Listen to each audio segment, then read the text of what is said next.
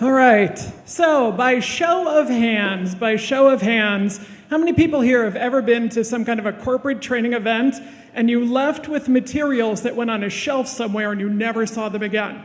Show of hands, come on, put them up, put them proud, raise them proud. Okay, so on the previous slide with the previous presentation, the word that stuck out for me actually had to do with learning, right? Because really at the end of the day, once we've got them, right, once we've recruited them, once we've hired that talent and brought them into our organization, we want to be able to retain them, we want them to be able to collaborate, we want them to be able to produce, and it all comes down to actually helping them actually learn how we do business and how they can best work together in their particular roles, not only right now, but also in the future. So let's talk about that, right? Because there's an awful lot of confusion about what exactly is the strategic focus and the definition of workplace learning. What are we supposed to get out of that kind of investment?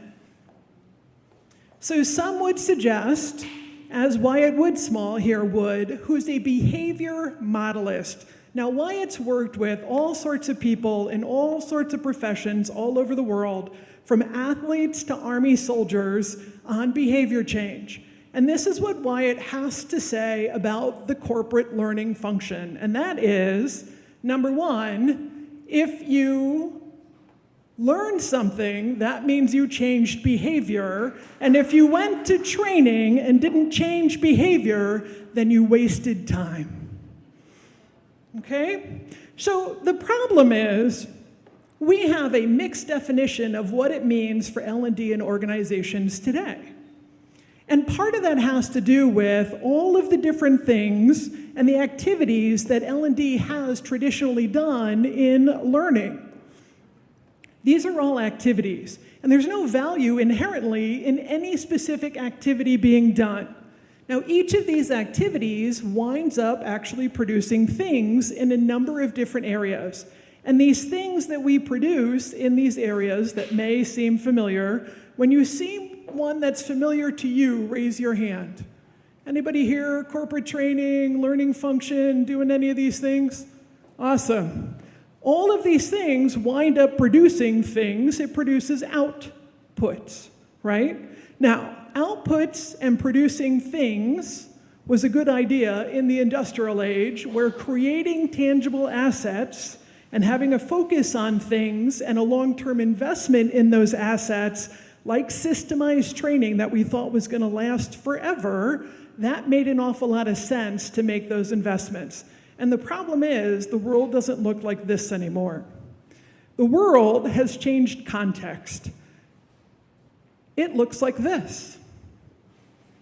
So we talk an awful lot about technology and we talk a lot about automation, and I am going to get to artificial intelligence and learning in just a moment here, but I want to talk about the changes that globalization are bringing to us first. Now, something to remember. How many of you were in the workplace working when we went through computer automation in the 1990s? Anybody? Do I have peers in the room? Okay. Do you know back in the 1990s, we had less than 445,000 people online globally by the year 2000. Now we have 3.6 billion. Just over half of the human species is now online. How does that change the talent pool? How does that change the game? How does that provide different types of talent in this gig economy, right? And what does that do to the learning function? But we also do have the next wave of computerization, this next wave of automation, which is coming to us fast and furious with artificial intelligence and other types of technologies. It's changing our workplace, and what it's doing is it's creating this thing that's called pervasive computing, also known as ubiquitous computing. How many people here have a Fitbit or an iWatch or a Garmin? And how many people pay attention to the insights and take action on changing their behavior based on that device that's on your person? How many people are thinking about eventually taking action on the device that's on our person? So we're starting to take direction by these data-driven devices that are in our environments. We have 8.6 billion of them available in the world today, Some estimates say we'll have over 26 billion within the next 18 months, all providing environmental cues. How does that change the way that we work? How does that change our workforce? So as we go from humans to augmented humans, to robots in the workplace, to algorithms that we need to manage, how do we put it all together to deliver on those employee experiences, right? So that we can get and retain that talent that's vital to the lifeblood and success of the organizations that we serve. Our workers, as you've seen in presentations previous, want personalization. They want context. They want learning that's just for me, that's relevant, that provides fast feedback, and they want it now. How do we deliver it? It's a change in L&D strategy for sure. And that change in L&D strategy means we not only have to deliver on behavior change, but sustainable behavior change by delivering more value even faster. So that means a change in the metrics that we now get measured against within the learning function. And these should look familiar to you because they're familiar to the business. It's a shift from outputs, the creation of things, to outcomes. So how do we do it?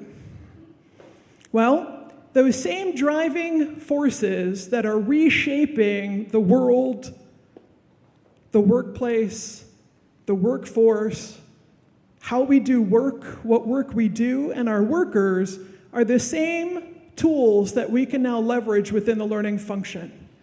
So we've got something like Coach M. Coach M is out of Australia and actually is an artificial intelligence entity that allows you to provide one-on-one coaching at scale at minimal cost. How does that change what happens in our organizations? We have Otto, who's a training assistant that can actually help with onboarding and knowledge sharing and takes away that judgy feeling that sometimes our new hires feel in asking questions of other human beings the first 30 days on the job. We have performance algorithms that are now embedded within our productivity tools.